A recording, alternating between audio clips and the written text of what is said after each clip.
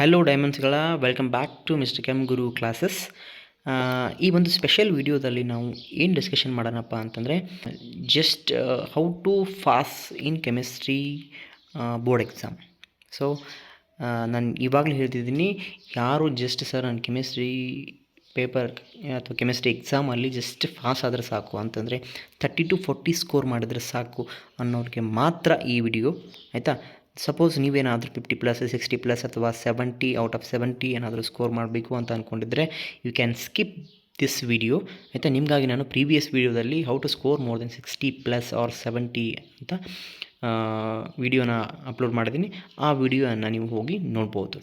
Again I am telling, this video is only for passing students, just to score 30+, 30 to 40 range alli.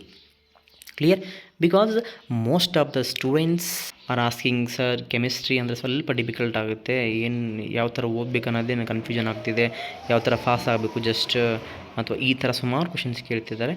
So ಹಾಗಾಗಿ just ಕೆಮಿಸ್ಟ್ರಿಲಿ ಯಾವ ಥರ pass ಆಗಬೇಕು ಅನ್ನೋದ್ರ ಬಗ್ಗೆ ಈ ವಿಡಿಯೋ ಮಾಡ್ತಿದ್ದೀನಿ. ಏನಪ್ಪ special strategy how to pass in chemistry second PU board ಎಕ್ಸಾಮಲ್ಲಿ ಅಪ್ಪ ಅಂತಂದರೆ, ನಮ್ಗೆ ಗೊತ್ತಿದೆ, as I discussed in the previous video.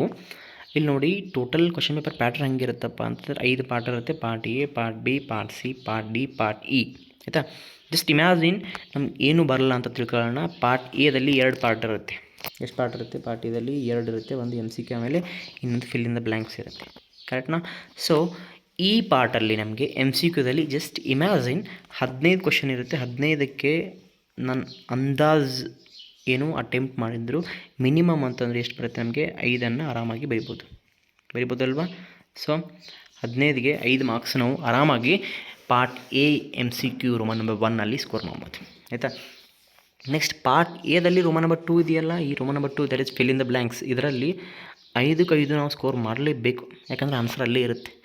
ನೀವೆಂಥ below average student ಇದ್ದರೂ ಕೂಡ ನಾವು ಫಿಲ್ ಇನ್ ದ ಬ್ಲ್ಯಾಂಕ್ಸ್ 5ಕ್ಕೂ 5 ಟಚ್ ಮಾಡಲೇಬೇಕು, ಆಯಿತಾ. ಬಿಕಾಸ್ ಆನ್ಸರ್ ಅಲ್ಲೇ ಕೊಟ್ಟಿರ್ತಾರೆ. ಕ್ಲಿಯರ್? MCQದಲ್ಲಿ ಎಷ್ಟು ಡಿಫಿಕಲ್ಟ್ ಬಂದರೂ 15ರಲ್ಲಿ 5 ಅಂತೂ ನಾವು ಬರಿತೀವಿ. ಅಂದಾಜು ಹಾಕಿದ್ರು 5 ಬರಿತೀವಿ, ಆಯಿತಾ. ಸೊ ಪಾರ್ಟ್ ಎ ಮುಗೀತು. ನೆಕ್ಸ್ಟ್ ಪಾರ್ಟ್ ಬಿದಲ್ಲಿ 2 ಮಾರ್ಕ್ ಕ್ವಶನ್ ಇರುತ್ತೆ. ಎಷ್ಟಿರುತ್ತೆಪ್ಪ ಅಂತಂದರೆ 5 ಇರುತ್ತೆ. 5ರಲ್ಲಿ 3 ಮಾತ್ರ ಬರೀಬೇಕಿರುತ್ತೆ. ನಮಗೇನು ಬರಲ್ಲ ಅಂತ ಅಂದ್ಕೊಂಡ್ರು ಮಿನಿಮಮ್ ನೀವು 2 ಮಾತ್ರ ಬರೆದ್ರೆ ಎಷ್ಟಾಗುತ್ತೆ ಹೇಳಿ? 4 ಮಾರ್ಕ್ಸ್ ಬರುತ್ತೆ. ಎಷ್ಟು ಬರೆದ್ರೆ? 2 ಮಾತ್ರ ಬರೆದ್ರೆ. 2 ಅಂತೂ ಬರುತ್ತೆ, ಆಯಿತಾ. ಅಷ್ಟು ಬರೆದಿರೋರು ಯಾರಾದರೂ ಇದ್ದೀರಾ? ಇಲ್ಲ, ಆಯಿತಾ. 5ರಲ್ಲಿ 2 ಮಾತ್ರ ಬರಿತೀವಿ ಸರ್. ಸೊ 2 ಬರೆದ್ರೆ 4 ಮಾರ್ಕ್ಸ್ ಬರುತ್ತೆ. ನೆಕ್ಸ್ಟ್ ಪಾರ್ಟ್ ಸಿ ನೋಡಿ. ಪಾರ್ಟ್ ಸಿಲಿ ಅಗೇನ್ 2 ಪಾರ್ಟ್ ಇದೆ. Inorganic chemistry, physical chemistry. Inorganic ಕೆಮಿಸ್ಟ್ರಿಯಿಂದ 5 ಕ್ವಶನ್ ಕೇಳ್ತಾರೆ, ಅದರಲ್ಲಿ 3 ಬರೀಬೇಕು, ಆಯಿತಾ. 3 ಬರೆಯೋಕ್ಕಾಗಲ್ಲ ಸರ್, ಅಥವಾ 5 ಬರೆಯೋಕ್ಕಾಗಲ್ಲ, ಜಸ್ಟ್ 2 ಮಾತ್ರ ಬರಿತೀನಿ, ಆಯಿತಾ. 5ರಲ್ಲಿ 2 ಕ್ವಶನ್ ಮಾತ್ರ ಬರೆದ್ರೆ ನಮಗೆ ಎಷ್ಟು ಮಾರ್ಕ್ಸ್ ಸಿಗುತ್ತೆ ಹೇಳಿ? 6 ಮಾರ್ಕ್ಸ್ ಸಿಗುತ್ತೆ. ಎಷ್ಟು? 6. ನೆಕ್ಸ್ಟ್ ಅಗೇನ್ ಪಾರ್ಟ್ ಸಿದಲ್ಲಿ ಇನ್ನೊಂದು ಪಾರ್ಟ್ ಇದೆ, ದಟ್ ಈಸ್ ಫಿಸಿಕಲ್ ಕೆಮಿಸ್ಟ್ರಿ. ಅದರಲ್ಲಿ 4 ಕ್ವಶನ್ ಕೇಳ್ತಾರೆ. 4ರಲ್ಲಿ 2 ಬರಬೇಕಂತ ಇದೆ. 2 ಬರಲ್ಲ ಸರ್, ಓನ್ಲಿ 1 ಮಾತ್ರ ಬರುತ್ತೆ. ಎಷ್ಟು? ಓನ್ಲಿ 1 ಮಾತ್ರ ಬರಲಿಕ್ಕೆ ಬಂದರೆ ಎಷ್ಟು ಮಾರ್ಕ್ಸ್ ಹೇಳಿ? 3 ಮಾರ್ಕ್ಸ್ ಬರುತ್ತೆ. ನೋಡಿ, ನಾನು ಇವೆಲ್ಲ ಏನು ಹೇಳ್ತಿದ್ದೀನಲ್ಲ, ದಿಸ್ ಈಸ್ ಲೀಸ್ಟ್ ಎಷ್ಟು ಟಚ್ ಮಾಡೋಕ್ಕಾಗುತ್ತೆ ನಮಗೆ ಅನ್ನೋದು ಮಾತ್ರ ಹೇಳ್ತಿದ್ದೀನಿ ನಾನು, ಆಯಿತಾ. Only for below average students, ಆಯಿತಾ. ನೆಕ್ಸ್ಟ್ ಪಾರ್ಟ್ ಡಿ ನೋಡಿ, ಲಾಂಗ್ ಆನ್ಸರ್ ಟೈಪಲ್ಲಿ ಆರ್ಗ್ಯಾನಿಕ್ ಕೆಮಿಸ್ಟ್ರಿಯಿಂದ ಇರುತ್ತೆ. ಆರ್ಗ್ಯಾನಿಕ್ ಕೆಮಿಸ್ಟ್ರಿ ಮೊದಲೇ ಡಿಫಿಕಲ್ಟ್ ಆಗುತ್ತೆ ಅಂತ ಹೇಳ್ತೀರಾ. 6 ಕ್ವಶನಲ್ಲಿ 4 ಬರೀಬೇಕಂತ ಇದೆ. 4 ಬರೆಯೋಕ್ಕಾಗಲ್ಲ, 2 ಮಾತ್ರ ಬರೀತೀನಿ ಅಂತ ತಿಳ್ಕೊಳ್ಳಿ. ಎಷ್ಟು? 2. ಈಚ್ ಕ್ಯಾರೀಸ್ 5 ಮಾರ್ಕ್ ಅಂತ ಎಷ್ಟಾಗುತ್ತೆ? 10 ಮಾರ್ಕ್ಸ್ ಆಗುತ್ತೆ. ಎಷ್ಟು? 10 ಮಾರ್ಕ್ಸ್ ಆಗುತ್ತೆ. Clear? Next last part E contain what? Numericals. So part ಇದಲ್ಲಿ ಏನಿರುತ್ತಪ್ಪ? ನ್ಯೂಮೆರಿಕಲ್ ಇರುತ್ತೆ. 6 ನ್ಯೂಮೆರಿಕಲ್ಸ್ ಬರೀಬೇಕಾಗುತ್ತೆ. 6 ಕೊಟ್ಟಿರ್ತಾರೆ, 6ರಲ್ಲಿ 3 ಬರೀಬೇಕಾಗುತ್ತೆ. 3 ಬರೀಕಾಗಲ್ಲ, 2 ಮಾತ್ರ ಬರೀತೀವಿ. ಸಿಂಪಲ್, ಕೆಲವೊಂದು ಚಾಪ್ಟ್ರಲ್ಲಿ ಫಿಕ್ಸ್ ನ್ಯೂಮೆರಿಕಲ್ ಇರುತ್ತೆ, ಅದನ್ನು ಮಾಡಿದ್ರೆ ಸಾಕು. 2 ಬರೆದ್ರೆ ಎಷ್ಟು ಸಿಗುತ್ತೆ ಹೇಳಿ? 6 ಮಾರ್ಕ್ಸ್ ಸಿಗುತ್ತೆ. ಎಷ್ಟು?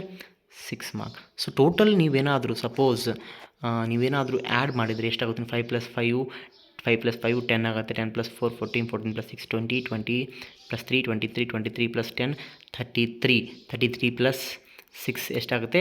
39 ಅಂತಂದರೆ it's on on average 40. Clear? ನೋಡಿ, ನಾನು ಇವಾಗ ಏನು ಹೇಳಿದ್ನಲ್ಲ, ಇದು ಜಸ್ಟ್ ಲೀಸ್ಟ್ ಕ್ವಶನ್ಸನ್ನು ಅಟೆಂಪ್ಟ್ ಮಾಡಿದ್ರೆ ನಾವು ಆರಾಮಾಗಿ 40 ತನಕ ಸ್ಕೋರ್ ಮಾಡ್ಬೋದು. ಈ ಸಪೋಸ್ ಕ್ವಶನ್ ಪೇಪರ್ ಏನಾದರೂ ಡಿಫಿಕಲ್ಟ್ ಬಂತು, ಏನೂ ಆಗಲಿಲ್ಲ ಅಂತಂದರೂ ಆರಾಮಾಗಿ 40 ಸ್ಕೋರ್ ಮಾಡ್ಬೋದು. ಬಟ್ ನೀವು ಕ್ವಶನ್ ಕೇಳ್ಬೋದು, ಸರ್ ಇಷ್ಟೆಲ್ಲ ಹೇಳ್ತಿದ್ದೀರಾ ಬಟ್ 5ರಲ್ಲೂ ನಮ್ಗೆ 2 ಬರೆಯೋಕ್ಕೆ ಬರಬೇಕು ಅಥವಾ 6ರಲ್ಲಿ 1 ಬರೆಯೋಕ್ಕೆ ಬರಬೇಕು, ಆ ಥರ ನಮಗೆ ಬರಬೇಕಲ್ಲ ಕ್ವಶನ್ಸು. ಸೊ ಅದಕ್ಕೂ ಕೂಡ ಏನು ಕೆಲವೊಂದಿನ ಟಿಪ್ಸ್ ಇದೆ ಆಯಿತಾ.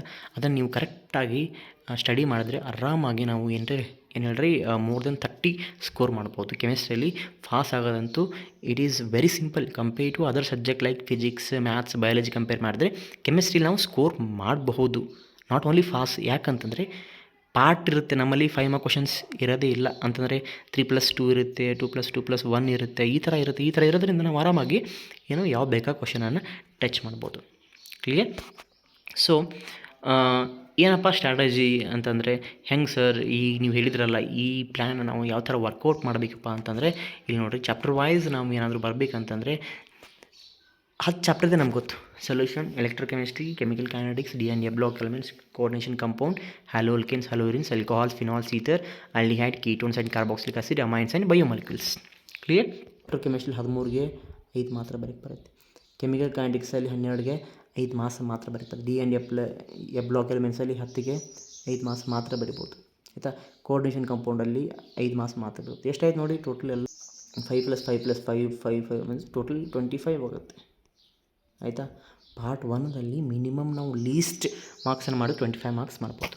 ನೆಕ್ಸ್ಟ್ ಪಾರ್ಟ್ 2 ಹೋಗಬೇಕಪ್ಪ ಅಂತಂದರೆ ದಟ್ ಈಸ್ ಆರ್ಗ್ಯಾನಿಕ್ ಕೆಮಿಸ್ಟ್ರಿ ಪಾರ್ಟಿಗೆ ನಾವು ಹೋಗಬೇಕಪ್ಪ ಅಂತಂದರೆ ಇಲ್ಲಿ ನೋಡಿ, ಹಲೋ ಅಲ್ಕೇನ್ಸ್, ಹಲೋ ಅರಿನ್ಸಲ್ಲಿ 9 ಮಾರ್ಕ್ಸ್ ಇದೆ. ಇದರಿಂದ ಜಸ್ಟ್ ಇಮ್ಯಾಜಿನ್ ಮಾಡ್ಕೊಳ್ಳಿ 5 ಮಾರ್ಕ್ಸ್ ಮಾತ್ರ ಮಾಡ್ಬೋದು. ಎಷ್ಟು? 5 ಮಾರ್ಕ್ಸ್. ಆಲ್ಕೋಹಾಲ್ಸ್, ಫಿನಾಲ್ಸ್ ಇದರಿಂದ 5 ಮಾರ್ಕ್ಸ್ ಮಾತ್ರ ಮಾಡ್ಬೋದು. ಆಲ್ಡಿಹೈಡ್, ಕೀಟೋನ್ಸ್, ಕಾರ್ಬಾಕ್ಸಿಲಿಕ್ ಆಸಿಡ್ ಈ ಚಾಪ್ಟರ್ ಡಿಫಿಕಲ್ಟ್ ಇದೆ ಸರ್, ನಾವು ಮಾಡಲ್ಲ, ಬಿಟ್ಬೇಡಿ, ಇಮ್ಯಾಜಿನ್ ಮಾಡ್ಕೊಳ್ಳಿ ಆಯಿತಾ. ಅಮೈನ್ಸಲ್ಲಿ 2 ಮಾರ್ಕ್ಸ್ ಮಾಡ್ತೀನಿ, ಬಯೋಮಾಲಿಕ್ಯೂಲ್ಸಲ್ಲಿ 3 ಮಾರ್ಕ್ಸ್ ಮಾಡ್ತೀನಿ ಅಂದರೆ ಟೋಟಲ್ ಇಲ್ಲಿ ಎಷ್ಟಾಯಿತು ಆರ್ಗ್ಯಾನಿಕ್ ಕೆಮಿಸ್ಟ್ರಿ 15 ಮಾರ್ಕ್ಸ್ ಆಯಿತು. ಸೊ ಆಲ್ರೆಡಿ ಆ ಪಾಠಲ್ಲಿ ಎಷ್ಟಿತ್ತು 25+15 ಎಷ್ಟಾಯಿತು 40 ಮಾರ್ಕ್ಸ್.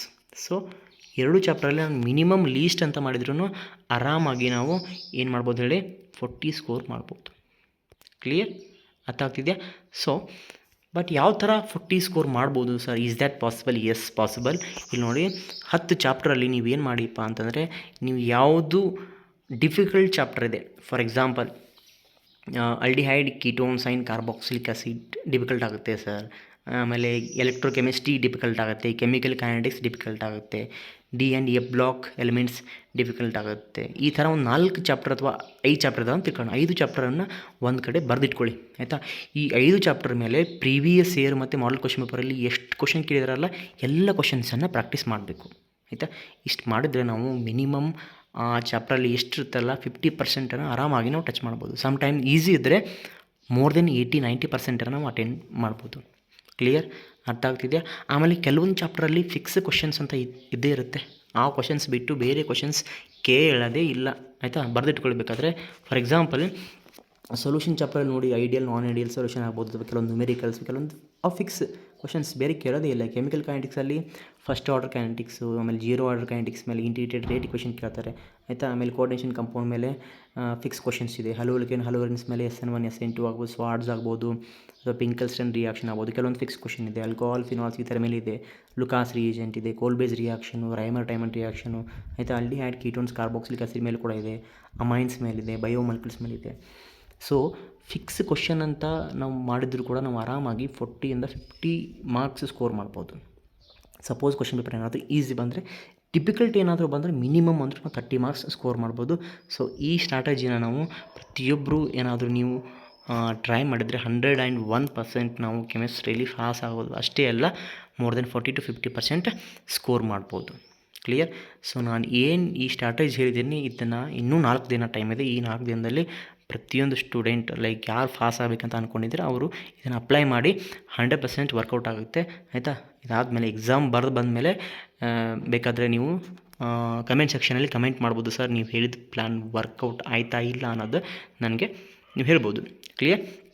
ಸೊ ಇದಾಗಿತ್ತು ಏನೋ just chemistry second PU chemistry board ಎಕ್ಸಾಮಲ್ಲಿ ಯಾವ ಥರ ಪಾಸ್ ಆಗಬೇಕು ಅಥವಾ 30-40 ರೇಂಜಲ್ಲಿ ಸ್ಕೋರ್ ಮಾಡಬೇಕು ಅನ್ನೋದ್ರ ಬಗ್ಗೆ ಆಗಿದ್ದು ಆಯಿತಾ. ಸೊ ನೆಕ್ಸ್ಟ್ ವೀಡಿಯೋದಲ್ಲಿ ನಾನು ಚಾಪ್ಟರ್ ವೈಸ್ ಇಂಪಾರ್ಟೆಂಟ್ ಕ್ವಶನ್ಸ್ ಅಂತ ಹೇಳಿದೆ, ಇಂಪಾರ್ಟೆಂಟ್ ಕ್ವಶನ್ಸ್ ಯಾವ್ಯಾವ ಬರುತ್ತೆ ಅನ್ನೋದನ್ನು ನೆಕ್ಸ್ಟ್ ವೀಡಿಯೋ ಜೊತೆಗೆ ಮತ್ತೆ ನಾನು ವಾಪಸ್ ಬರ್ತೀನಿ. ಅಲ್ಲಿವರೆಗೂ ಟೇಕ್ ಕೇರ್.